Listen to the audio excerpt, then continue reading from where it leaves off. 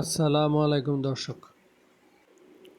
গ্রাহক ভোগান্তি কমাতে জাতীয় সঞ্চয়পত্রে এসেছে নতুন নির্দেশনা। সঞ্চয়পত্রের মেয়াদ পূর্ণ হওয়ার পর আসল টাকা তুলতে ব্যাংকের দ্বারে দ্বারে ঘুরতে হয় গ্রাহকদের। হতে হয় নানা হয়রানির শিকার। এই ভোগান্তি বা হয়রানি দূর করতে নতুন নির্দেশনা দিয়েছে বাংলাদেশ ব্যাংক। এখন থেকে সঞ্চয়পত্রের মেয়াদ পূর্তির দিনই মুনাফাসহ সকল টাকা গ্রাহকের ব্যাংক হিসাবে জমা করতে হবে।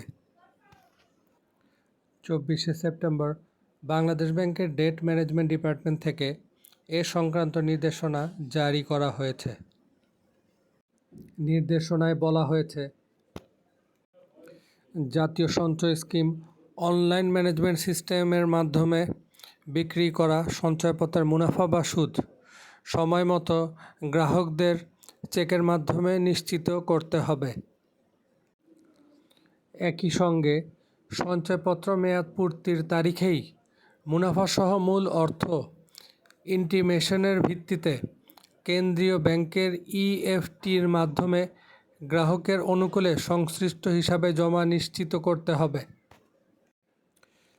ব্যাংক কোম্পানি আইন 1991-এর 45 ধারা ক্ষমতা বলে এই নির্দেশনা জারি করেছে কেন্দ্রীয় ব্যাংক। সাথে থাকার জন্য ধন্যবাদ দর্শক।